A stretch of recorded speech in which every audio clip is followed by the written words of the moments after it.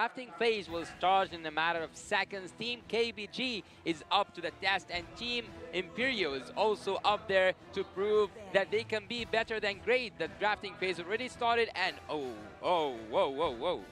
Yi Sun Shin as a ban from Team KBG. Okay, interesting that they decided to go that route. You know, the response even from Imperio, they go ahead and take out the Bruno. That makes sense. The Matilda. Now, the YSS ban, I feel like could be something they just don't want to deal with, you know, for the most part. It is possibility, too, that YSS still can actually carry some games into in a certain situation, certain environment, but does it warrant the ban, Arashi? You know, maybe you can expound on that. If they had any unique experience we haven't seen just yet, then maybe. But on paper so far, from all the other tournaments, we have not seen that the Yi Sun Shin is that big of a powerhouse. Although, as you mentioned, we've seen Assassins come back into the meta, and you can count Yi Sun Shin as a marksman, but technically he is also an assassin. So it might just work.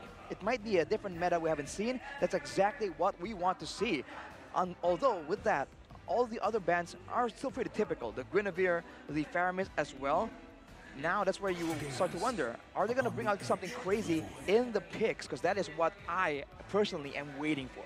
Yeah, man, that's crazy from Team KBG. They have just banned that Yi Sun Shin, and maybe, just a maybe, they have studied Imperio and they knew that they have a monster Yi Sun Shin among them. But so far, so good. The first pick for Team KBG, they take that Joy, and Joy have already proven that it is a really good pick to be brought up to the international scene, even after she got a little bit nerfed. But Team KBG, will they bring up surprise or not?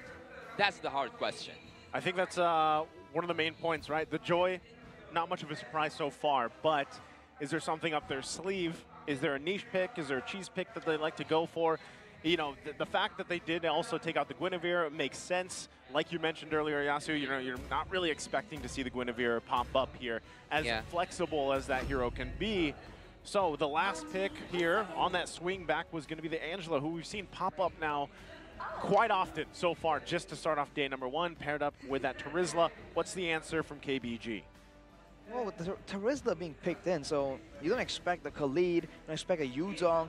So usually Baxia comes to mind, and with KBG already selecting a Joy, unless they flex it in a very forced way, they won't be able to get this Baxia away from the hands of Imperio. So the order of picks here makes sense. But here, can they just pick something? Are they going to go for a counter pick? Are they going to go for flex picks? They can just confuse Imperio. Turns out it's going to be the Lilia and maybe the Arlott that was banned a lot in match number 1.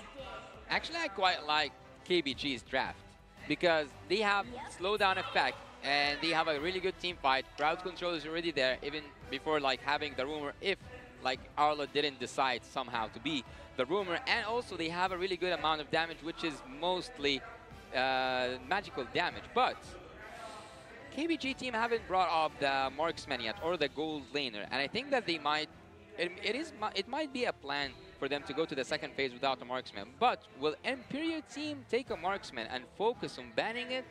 I don't know. Well, with that, again, you know, KBG admitted that their hero pool might be a little less than what people are expecting to see or what they're used to seeing.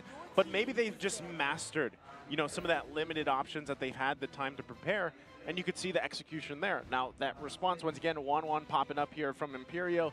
This is a gold lane option that we don't see too successful nowadays from, you know, the former glory days of 1-1 being picked up all the time. Do you think that after Imperio's team got that 1-1 and started focusing on the gold lane, KBG, after taking the jungler, will they focus on the jungler or not? On the jungle bans, perhaps, but no, the mid lane is what they're targeting. They want to make sure that no fast clear is available. One of the only heroes that can really match Lilia is the Novaria, so that will be denied away. But here's a fun fact. They believe in luck, and when they're practicing in the coach's house, they always use the exact same chairs for good luck. That's from Imperio, so they we'll should have see brought him here. If they get lucky. maybe they are sitting on their own custom chairs. They have the custom secret labs in their coach's place. Yeah, and maybe all the stars are aligned for Team Imperio to have their best moments, and maybe they will take this back home. So Team Imperio so far, again, so far so good in terms of the draft, except for that Yi Sun-shin. It is a surprise to me. So yeah, you can see that even the fans, they have some fans already, let's go KBG, and people are rooting in the stage for KBG. But Imperio team, they have that Diggy in the ban list, and now they use more crowd control into it.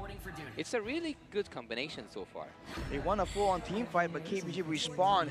First is the carry to shred down these tanky members. The Terizla and the Kufra will not be able to stand in front of the carry for a long period of time at all. And the Exborg just is to deny the pickoff and to deny the bit of the crossbow of tank damage. Because, you know, in MPLI, Wolf was mentioning that this 1-1 is one of the best marksmen in the game, but that's only when you have all the right prerequisites. Yeah. For now, a lot of crowd control, an Angela to boot, that is a lot of damage. And you wonder, is it going to be a protect the 1-1 strategy? Because Blacklist was the one using it in MPLI. If they want to go for a mage right here, it's also an option, but it's a Roger! Oh. What? The Wolf is coming. The Wolf is coming. Wow. We see that right now. Roger is being brought up to the international As we scene. mentioned, Wolf. Yeah, They Wolf. picked Roger. Coincidence? Is it possible? Maybe a coincidence. Maybe they heard you. That's why they took the Wolf. So, All right. after the game, or like after the draft finished, who do you lean towards, Naisu? Man, with that Roger pick, I don't know. That's a big risk plus the 1-1. So right now I'm gonna have to go with the lineup for KBG. It's more standard-ish in a way. There's some variation there, but again, we'll see if this has plays a fact that they have a limited hero pool. Maybe they've mastered these heroes and they make it work. We'll see. We'll find out. Yeah, in their first appearance, KBG are now challenging themselves to be better than great.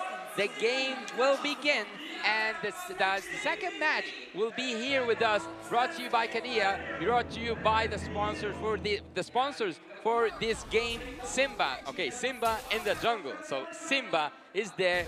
I don't know if there is like a fun fact behind that, but anyways, KBG's team and also Imperio's team will start the classical way. Aurora against Simba, man. Can he win it against the king of the jungle? We must see. I think what I'm also curious about is the roaming Arlet right here, because usually there's a lot of reasons why the Arlet does well, but it's almost a necessity. If the Arlet falls behind, KBG is going to find it very difficult. Look at the EXP lane, man. See, just doing a lot of damage, true damage. Oh, Tide's already going to have to flicker around. There's Aurora. First blood going to the hands of Imperio right away. Under a minute. Simba should be just fine to back off, but that's a good start for Imperio already. And this first blood game was like brought to you by Kadia, and right now, let's have a quick look at the emblems. Look at the agility and wilderness blessings available for Keep Best, but Steffi going to be in trouble here. He flickers out. There's Aurora again. One hit away. He'll get it. Does the turret take him out? It doesn't. Imperio off to a strong start. Tides will finally get a kill. Oh, he's on the hunt. Aurora, level 4, level 2 Tides. Aurora gonna run into the wall, and it'll be a double for Tides. There can be only one king in the jungle, and so far it has been the Wolf. It's been the Wolf, but he gets taken out there, unfortunately. But this is what Imperio wants. Even if they don't really win super hard in the early game, that late game 1-1 is what they're waiting for. And level 4 is where they can try and use this Angela-Roger combo. We haven't seen it before, but in theory, right, more movement speed, more damage, it can definitely work in favor of Imperio Esports. But the thing I haven't seen quite much is the baby setting of the Angela, but for the XP lane. There it is right there. Aurora with hard guard. They slam into KBG, but Steffi's going to fall. They still have some firepower to go through. Marquino's in trouble. He will fall. It's a double. CU gets it on this Exborg. And they're going to back off for now. Aurora could go ahead and take this buff as well. Alongside, they took the turtle. But there's fight left in KBG. That was a bit extra from Imperio, man. It seemed that they really got the neutral objective. They can really walk away, but they go in and tank the whole last Insanity. Granted, it's still an early game situation right here. No real items for the Exborg just yet. But if they repeat the kind of mistake, it might be fatal later on, as Ur is able to actually avoid a gank. That mobility is mainly what makes the 1-1 so good. if the items can come in and provide more damage on top of the utility, that is the ideal situation that Imperio want to look for. Well, KBG is pulling off a quite good performance compared to Nova team that we have witnessed in the MPLI. So for some of you who might have expected, yeah, the KBG wouldn't like have a chance, or like based on history, they wouldn't, or like they will not play good. Well, they are playing good. They are ahead in goal, just with a little bit, but they know what exactly they are doing, and they are executing it really, really smoothly.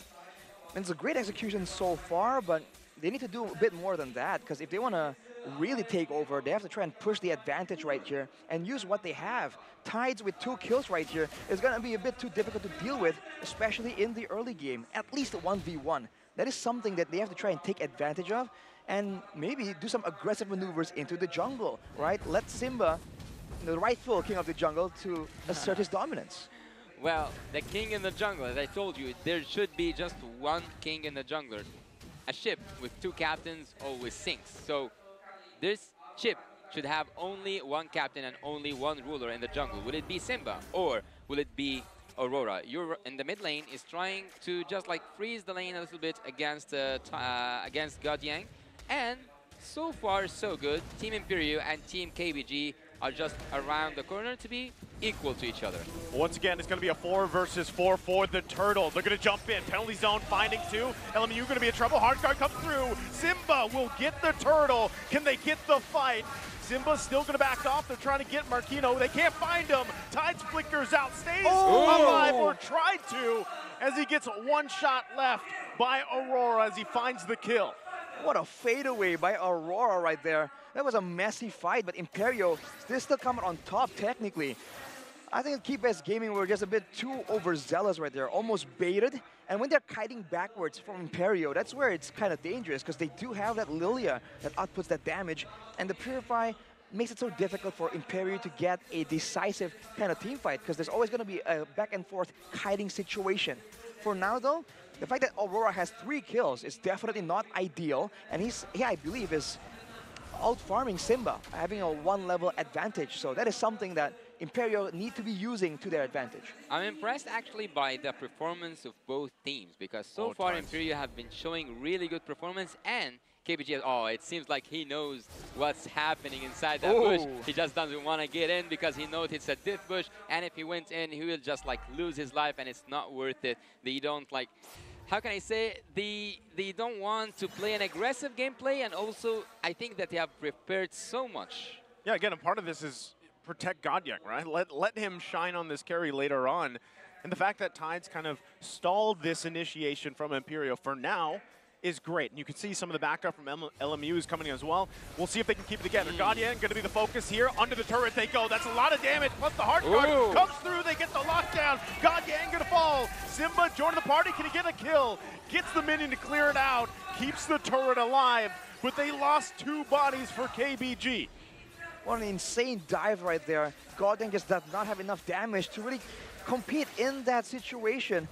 And that was even before the crossbow of Tang was used. So Imperio ESPORT, this isn't even their final form. They can go even harder than LMU. Gets the crossbow of Tang off that time. He's going to take out LMU. And now a Turtle, 3rd one in the game up. Does KBG actually want to contest this? They're still relatively keeping the gold even. But you can see the decision-making coming through. Final slash. There's the hard guard already being used on Aurora. They're trying to fight it out. Last Insanity can come through as well. They force Imperio back for now. So you're going to have to flicker out. He stays alive. No one falls. But Turtle still for the taking here for Imperio. I think that ESPORT pick is the one that Team KBG focuses on to carry on the early game, but the late game damage will be most focused on that carry and the true damage. Simba goes in, takes the Turtle, just like that. KBG didn't even need to contest it. They believed in Simba, and he did it. Smooth criminal right there, just stealing it from under their noses. Now engaged though from Steffi. It's going to work. Yep, they get the last Insanity out. That is a resource out for now. But again, great thing from KBG. They are keeping up with Imperial right now. Yeah, they are keeping up, and actually I'm surprised by how much they are showing in their first appearance. KBG is really doing really great, but Team Imperial on the other hand is also doing a decent, and like showing a decent amount of experience, Team IMPERIO might actually be a dark horse. Dark Horse, Imperio.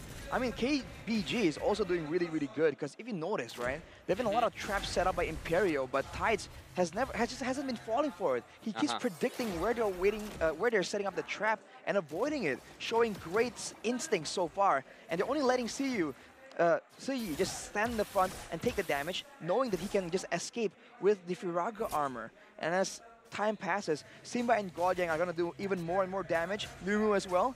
Afterwards, Imperio, the one that's going to fall off, because if they build a Wind of Nature or a Winter Truncheon, that could be the end of it. Yeah, very decisive. Again, Steffi going to find the mark. Tides could be in trouble. Final slash, trying to buy some time. CU joins, LMU is there as well. Can they turn the tide? Crossbow of Tang going to be expended, and they back off after that. Imperio knows exactly what they want to do. KPG knows that IMPERIO wants to force that team fight, and they know that they have to go back. I really admire how many times Team KPG and their map awareness was there to avoid inevitable fights, but to get the best, I'm gonna say the best outcome from such an inevitable ending fight for Team IMPERIO. So far, they are depending so much on that X-Borg. Do you think that, when will we see the carry shine? I think at about 13 minutes, that's the general assumption. It's late game kind of, even though it's not super, super late game. Once the core items are done, there's gonna be danger coming in from Keep Best Gaming. But afterwards, in the late game, let's say 16, 17 minutes, that's where we expect Keep Best Gaming to itemize accordingly and just nullify a lot of the tools that Imperio has. The healing, for example, they can get reduction for that. They can go for immunity to deal with the crossbow of Tang. Once they do that, I think the late game is dangerously difficult for Imperio to beat. So they gotta try and make use of this Lord as much as possible. Yeah, they have opened up that bot lane just to keep KPG busy until they get the Lord. Do they want the Lord, or do they want the Simba's team fight? not even there for this Lord, but most likely going to go in the hands of Imperio. Oh. Aurora does get it. Simba still pushing to the top side. CU in trouble, has the immortality. Godyang trying to help him out, but won't be enough. A couple hits away, and they find it. Now Godyang left alone under the turret, trying to bomb, trying to weave, still going, keeping alive for as long as he can. Will finally fall. Simba. So KBG trying to find something. They are trying to fight something, but they just got one turret in exchange for a Lord. Maybe at some point, maybe that's a good exchange, but look at both junglers. They are just like hungry. You know, like Simba, he's hungry. Wolf, he's also hunting blood. So both of them want to get that kill, but they are now back to safety, and Team KBG approaches a defensive phase. It's a 2.3k gold lead, and Imperio are trying to increase it even more with this Lord. See that Keep Best Gaming are just content on staying under the turrets. Just playing it really, really safe right now. They have the late game, I would say. It's great confidence. Oh, yeah. But, you know, they let go of too many things. The gold lead can just spiral out of control. I think generally, to be able to just brute force win the game, most people would say about 10k is where it's at. So 7k gold lead. Huge initiation from Imperio under the turret. Can they still continue on? LMU gonna grab a kill. Marquino in trouble. Heart Guard gonna be used as well. Aurora grabs a kill. Imperio is hungry, but all they got out of it is Tides. Oh my god. Oh my god. That flicker ultimate, that flicker engagement from the Kufra was really good. It was well executed. They didn't get most of the kills. All of them ran away, but Tides was there to be the sacrificial lamb. Look at the gold swing though. Generally, I think it swung in favor of Keep Best Gaming. They can take whatever trade, any trade they can get right now, they definitely want, but CU. CU gonna be in trouble here. Took quite a bit. Aurora, again, we talked about the combination, the Heart Guard with this Roger, the way that he works. It's too fast for KBG to deal with right now. The amount of split bushing that Simba is doing making me feel like he's an Hayabusa or maybe a Fanny, because he's so focused on that bush. He can 1v1 anyone, I feel like, at this point, unless he really makes a big mistake. For Imperio, though, they have a very one-dimensional teamfight style, right? Yur generally is the one in charge of dealing the damage, so if they can zone him away, they can go for a fight without him available. Oh, I just said that, but he just takes it away. He does take it away, but we wanna know the in-game equipment with you, Arashi. What is like catching your eyes right now? Well, for now, no real Wind of Nature done yet for Godyang, so he can't really be as aggressive as he wants, but he does have damage. So if Imperio dives in a bit too aggressively... Oh, Tide's going to be in trouble. Final slash on 4 members, but nothing to follow up with. So despite that, they can't do anything about it. Imperio building on the momentum you talked about, Arashi. They're now nearly 5K ahead, and Lord in sight. Even by having that final slash taking 5 members of Team Imperio, there was no backup, there was no follow-up from the team KBG. Will they go for that Lord? That's a huge question. Steffi going to charge in again, finds Mlbb, gets that Purify out. They're going to keep the map bay. Still, Lord going to be worked on by Aurora, and there's nothing KBG can do about it for now. I think that Simba, will they rely on Simba to take a neutral objective once again alone? Ooh, I mean, I think that's a bit too idealistic. There's so many ways that Imperio can really stop Simba from even coming close to the Lord. But now that he has that Winter Truncheon, this is what I'm talking about. The more counters they have towards the main damage source of Imperio, the better they can do. And at this point, Lumu on that Lilia is doing a lot of damage. If they can coordinate and get Tides to engage with him, there could be a lot of potential, but no. Yeah, he's going to be in trouble here. Black Shoe's already going to be used, but look at all the damage and members from Imperio. Simba trying to help him out, joins the fight, pops the damage. LMU will go down, and meanwhile on the bottom side, they were trying to defend the base. KBG being split up, and now the Lord making its way top side. Imperio can rely on the Lord to finish that job and to take that kill, and now the base is cracked wide open. Just one mid lane turret is still there. Stefan gonna jump in again, finds his mark. They're going for it. Penalty zone gonna be used along with the crossbow tang, and now the base gonna be worked on. Imperio will take game number 1. Imperio team takes game number 1 in a best-of-3 series. What a nice finish. Imperio, man, with all the aggression, making the Roger work. That was such an insane performance, and despite the potential in the late game, KBG just was not allowed to get there.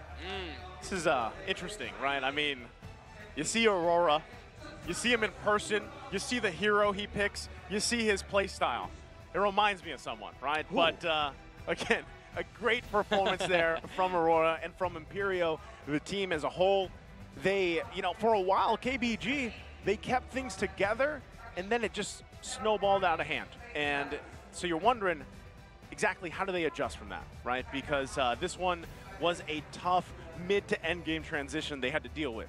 Yeah, and they had some mistakes, but not crucial mistakes. So I think that KBG, once they get back to the room, they can discuss those mistakes and think what is better to be changed and to be to bring on a better performance. Imperio, on the other hand, they are doing just fine, and I think even at drafting, they're also doing fine.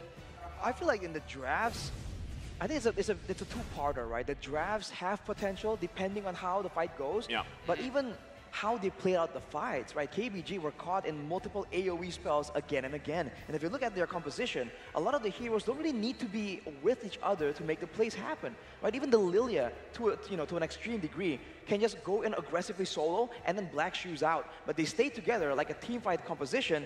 And in this situation, in this context, with Imperio Esports just still ahead in gold, I think it's a bit too dangerous to just clump up against them and get run down as 5.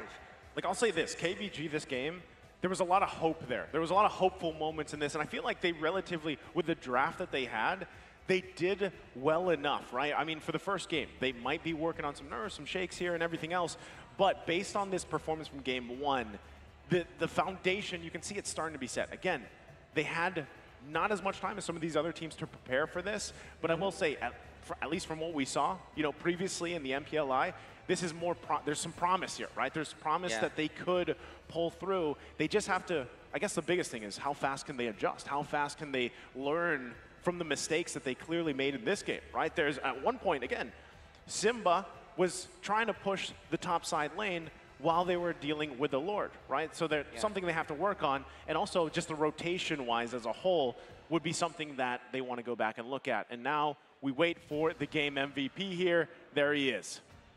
Oh, he's looking absolutely pleased to be here right now. That Roger pick. The Roger pick, man. Well, MVP of the game here, Aurora on that Roger. Definitely making a huge statement.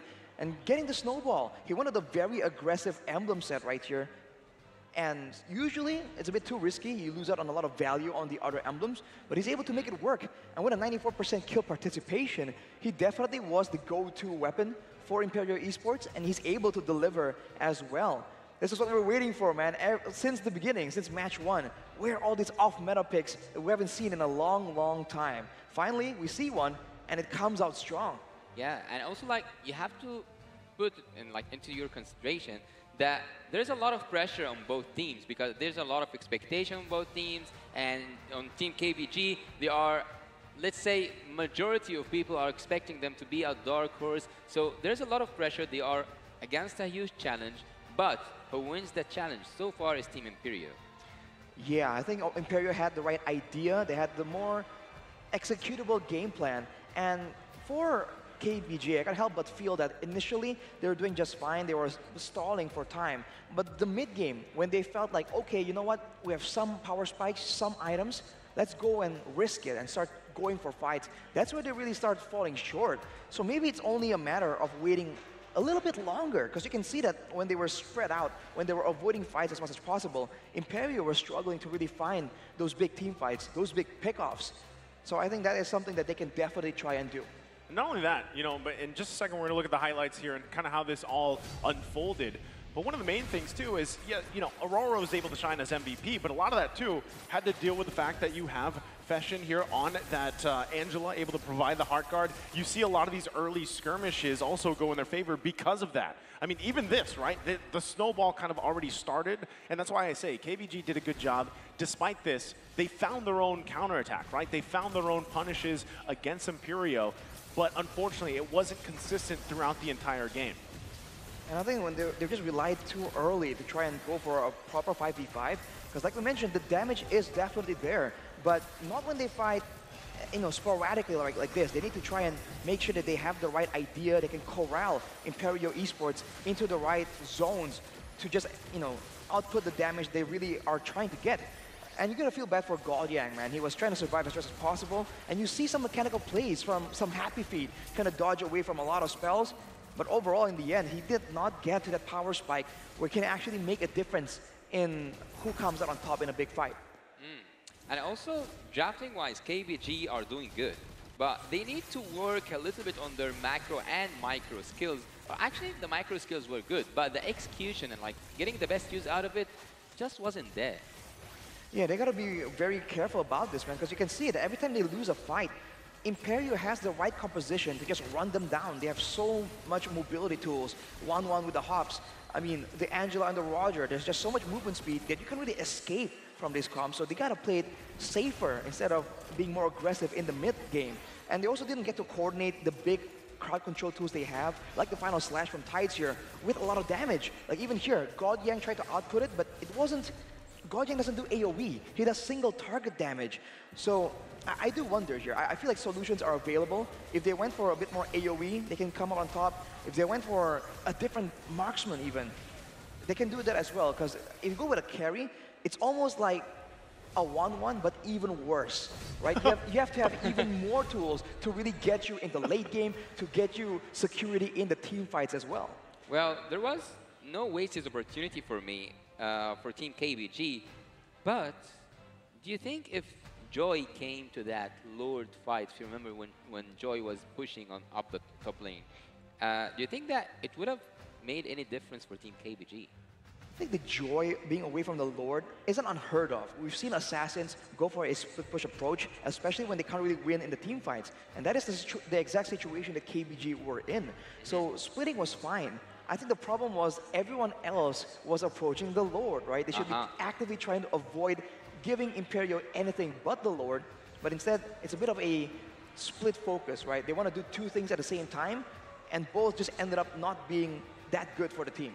Or like go even for two different objectives and make Imperio team, yeah, go take the Lord, but we will use that time, we will use that opportunity to have a trade that is worth giving you the Lord.